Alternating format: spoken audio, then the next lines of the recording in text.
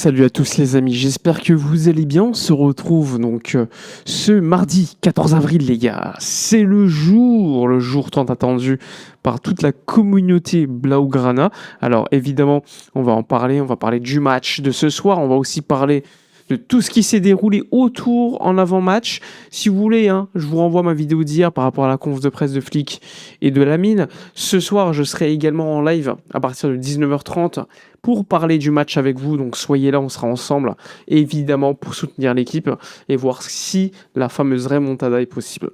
Avant de commencer la vidéo, installez-vous, boostez, likez, commentez, partagez, montrez que vous êtes présents dans cette journée ultra importante pour le Barça, pour l'équipe et surtout pour montrer qu'on est tous unis comme on l'a montré depuis pas mal de jours et ça fait ultra plaisir. Bref, on débute la vidéo. Alors hier, l'équipe s'est entraînée donc au Ryder Metropolitano. Vous avez peut-être vu quelques vidéos tournées sur les différents réseaux sociaux. Flick s'est plaint auprès d'un membre de l'UEFA, expliquant que la pelouse était pas assez coupée. Il faut savoir que les règles précisent que la pelouse doit être maximum de 30 mm je crois. Là a priori c'était beaucoup plus haut. La pelouse n'est également pas arrosée, donc il y a des règles à respecter.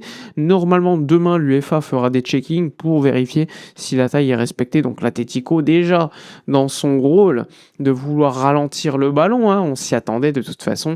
Ils vont user de toutes les petites supercheries, toutes les petites techniques pour espérer évidemment freiner cette potentielle remontada. Alors, est-ce que De Jong sera titulaire? C'est le débat de la journée. Parce que si De Jong est titulaire ce soir, eh bien forcément, beaucoup de choses peuvent changer. Pourquoi ? Si De Jong est présent, on l'aura au milieu de terrain assisté de Pedri. Donc ça, c'est pas une grosse surprise. Mais surtout, on aura potentiellement un vrai débat sur le poste de neuf.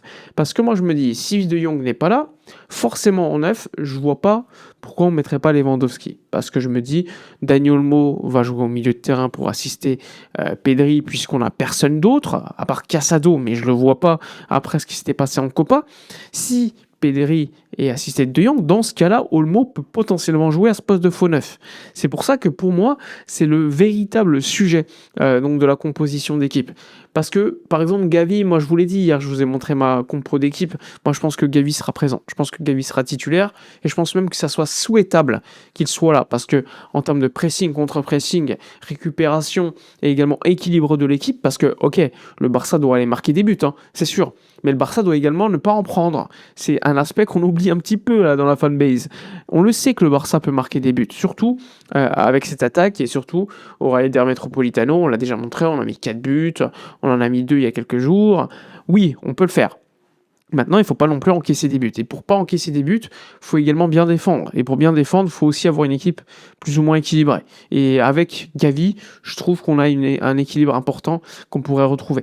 Autre facette également, c'est d'avoir aussi beaucoup plus de qualité dans la sortie de balle. Et là, c'est là que rentre en jeu Frenkie de Jong, parce que Pedri, vous l'avez vu, beaucoup se plaignaient de Pedri qui était fatigué, qui courait un petit peu partout. Mais si Pedri court partout, c'est parce que devant lui, l'ailier ne faisait pas le travail défensif, et surtout parce que le milieu à côté de lui, en l'occurrence ça pouvait être tantôt Eric ou tantôt un autre joueur, eh bien ne font pas non plus les courses pour l'aider forcément, ou ils font les mêmes courses mais de l'autre côté.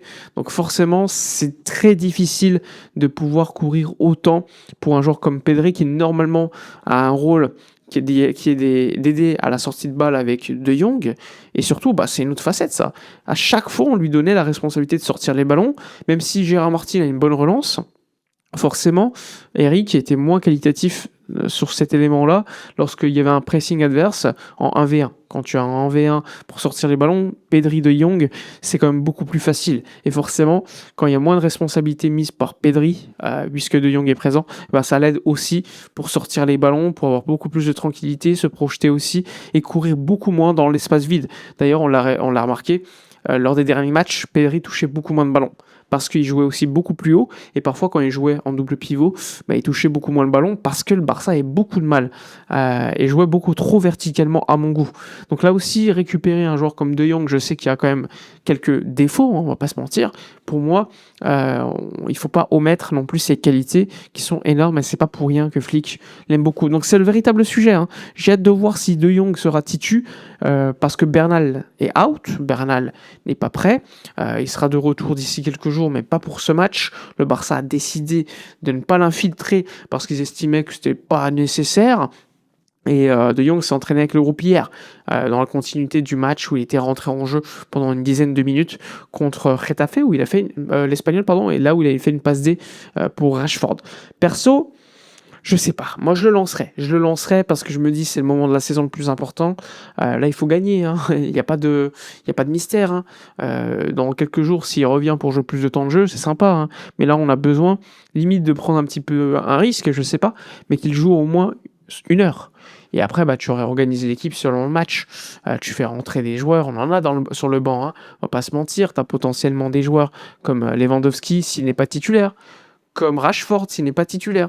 Il y a beaucoup de joueurs qui peuvent rentrer en jeu. Alors évidemment pas avec la meilleure qualité, la même qualité que les titulaires, surtout qu'on a quand même des absents. Hein. On n'oublie pas que Rafinha est out. Pour moi, Rafinha, c'est le joueur le plus vertical de l'équipe qui presse en plus de cela et qui attaque très bien l'espace. C'est lui qui te permet aussi d'avoir un équilibre quand Rashford, lui, est beaucoup plus problématique dans le sans ballon. Et même avec ballon, hein, Rafinha, c'est un joueur beaucoup plus efficace que Marcus Rashford. Hein. Je pense qu'à l'aller, Rafinha t'en aurait mis au moins une par rapport aux occasions que Rashford a eues. Donc on n'oublie pas cela aussi. Évidemment, si tu mets un Gavi, tu perds dans cette facette d'attaquer l'espace. Mais je pense que c'est pas très grave parce que on le sait, Fermin est capable aussi d'attaquer l'espace. Il le fait souvent sur le côté droit avec Lamine, mais il peut le faire également sur le côté gauche. Et je pense que Gavi peut le faire par moment. On l'avait vu lors de matchs de la Supercopa il y a quelques années contre le Real Madrid, c'est un mec qui est capable de le faire aussi. Alors évidemment, c'est pas le même profil, mais je pense que dans une équipe, face à une équipe bloc bas, comme contre, on l'a vu, comme l'Atleti peut le jouer, j'ai hâte de voir ce qui va se passer en termes d'organisation. Est-ce qu'on met un 9 comme Lewandowski parce qu'on se dit en face c'est l'anglais, le normand, ça va jouer bloc bas, donc forcément il faut peut-être quelqu'un pour les occuper, ou on se dit on met beaucoup plus de mobilité avec un Olmo faux neuf, comme on l'avait vu lors du match de Liga, où franchement c'était plaisant à voir, mais tu te disais c'est un match de Liga, l'Atleti ne vient pas pour défendre forcément, ils viennent pour jouer leur jeu, jouer la transition, et dans ce cas-là, c'était intéressant d'avoir un Olmo et Fermin qui se projetaient beaucoup, qui était vachement intéressant, donc à voir. En tout cas, je suis très très curieux de voir le 11, parce que pour moi le 11 va un petit peu dessiner le scénario du match qu'on verra par la suite. En tout cas, j'oublie pas, demain, il y a un doute également sur Oblak ou Juan Musso au but, mais globalement, en défense centrale, ça sera l'anglais et le normand, parce que vous le savez, Poubil est suspendu, et surtout parce que Jiménez est blessé côté Atlético de Madrid, donc forcément, ce sera eux qui seront titulaires. Après, on verra, David Anco est aussi blessé, et sur les côtés, ça devrait être Molina et Ruggieri face à un Yamal, et de l'autre côté, je pense, Gavi, mais on verra.